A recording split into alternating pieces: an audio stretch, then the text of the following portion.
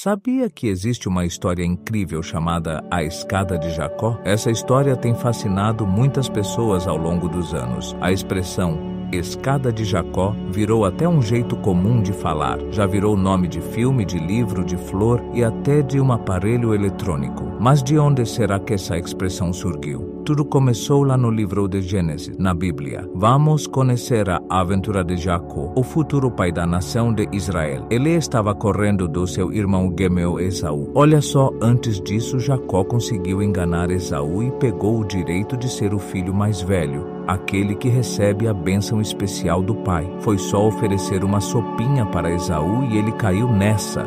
Aí Jacó enganou até o pai dele, fingindo ser Esaú, para receber a bênção que deveria ser do irmão. Que confusão, né? Tudo isso causou uma briga enorme entre os dois irmãos. Esaú ficou com muita raiva de Jacó e queria até machucá-lo. Por isso a mãe de Jacó, Rebeca, decidiu mandar ele para longe, para a casa do tio Labão. Lá ele ia ficar seguro do Esaú bravo. E assim Jacó partiu, seguindo as instruções do pai dele, Isaque. Jacó estava sozinho debaixo do céu estrelado, só com uma pedra como travesseiro. Ele devia estar se sentindo arrependido do que fez no passado e também preocupado com o que ia acontecer no futuro. Mas então algo incrível aconteceu. Jacó teve um sonho. No sonho ele viu uma escada que ia da terra até o céu. E olha só, anjos subiam e desciam por essa escada. De repente Deus apareceu e disse: Eu sou o Deus de Abraão e de Isaque. Vou te dar essa terra em que você está deitado e seus descendentes serão tão numerosos quanto a areia do mar. Eu estarei com você onde quer que você vá. Imagina só a emoção de Jacó. Ele acordou e disse: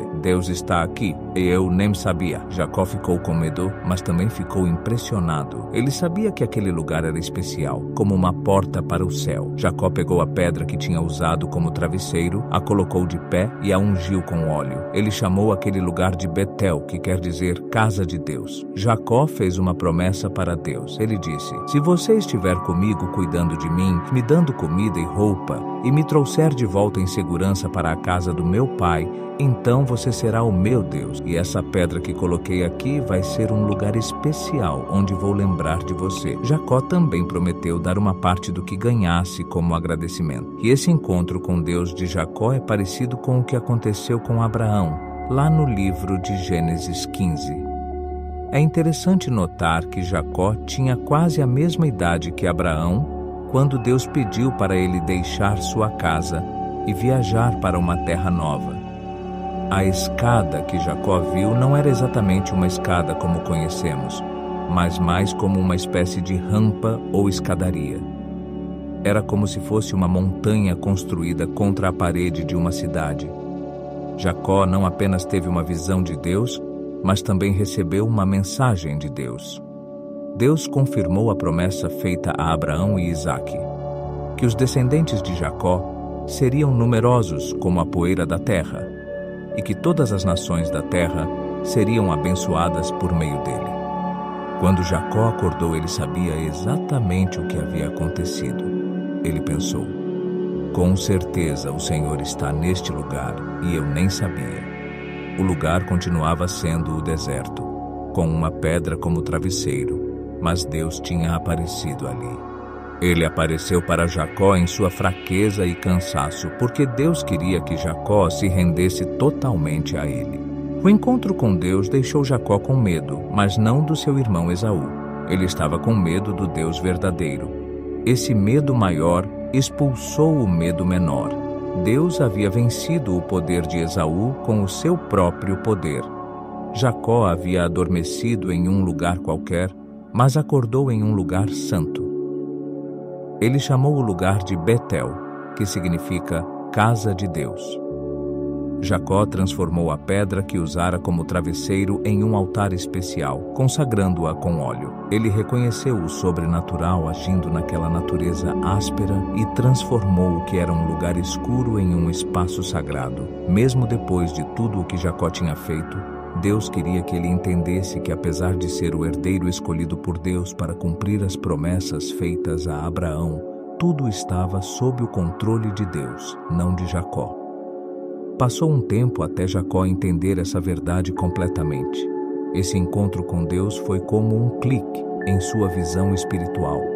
A situação de Jacó não mudou, mas sua perspectiva sobre Deus mudou completamente.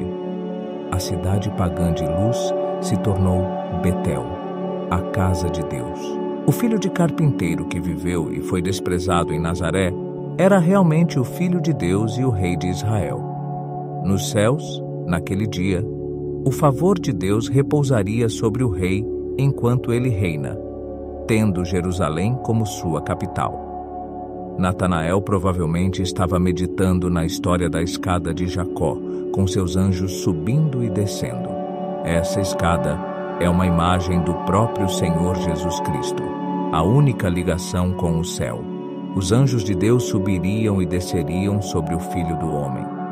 Jesus disse a Natanael que ele tinha visto apenas demonstrações menores de sua missão messiânica. No futuro reinado de Cristo, ele veria o Senhor Jesus se revelar plenamente como o Filho ungido de Deus. A escada ilustra a relação entre Deus e o homem. Mostra que o Deus que criou o universo deseja um relacionamento próximo com sua criação, especialmente com a humanidade, e que Ele é aquele que inicia essa conexão, discussão e amizade. Assim como a escada de Jacó ilustrou a conexão entre Deus e o homem, Jesus Cristo é o mediador espiritual e a ponte para superar o abismo causado pelo pecado entre Deus e os homens.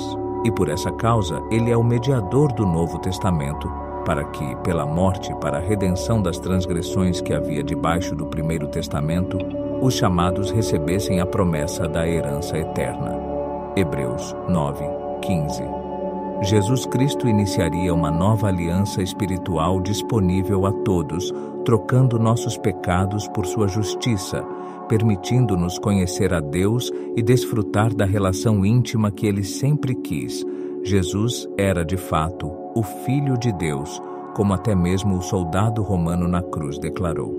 Como cristãos, enxergamos o sonho de Jacó como altamente simbólico, representando o mediador Jesus Cristo, que veio à Terra e se tornou a escada para nos reconectar com Deus, relação que foi rompida devido ao pecado, Romanos 5:1-2.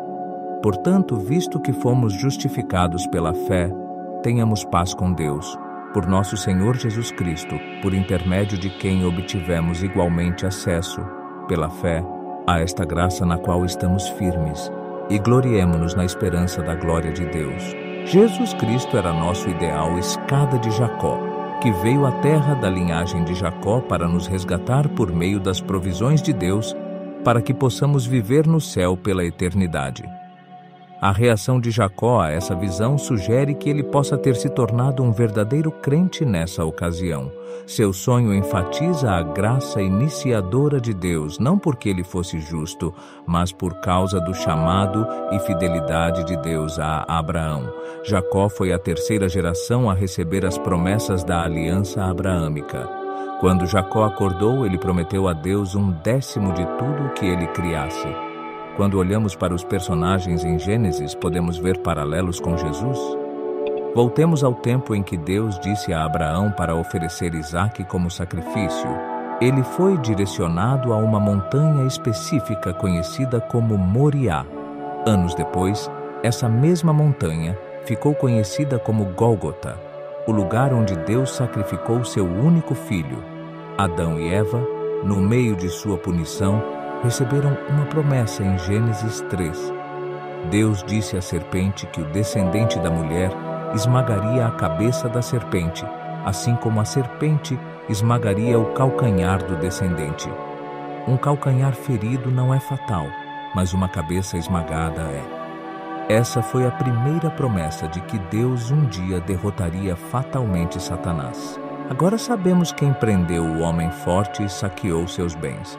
A vitória final virá por meio de Cristo, o descendente da mulher prometido. A Bíblia frequentemente mostra Deus falando com as pessoas por meio de sonhos, fornecendo informações cruciais e as orientando nas ações que Ele planejava que tomassem. Hoje, Ele fala conosco por meio da sua palavra escrita. A Bíblia, que contém muitas histórias como a de Jacó, e princípios específicos pelos quais Ele deseja que vivamos. Deus também nos fala por meio do Espírito Santo quando oramos, ouvimos sermões e interagimos com outros crentes, bem como quando passamos tempo a sós com Ele. A chave é praticar a palavra em vez de apenas lê-la ou ouvi-la. A história de Jacó demonstra que, mesmo quando o decepcionamos ou não lhe damos nossa completa devoção, Deus não nos abandona. Ele espera que entreguemos nossos corações completamente a Ele.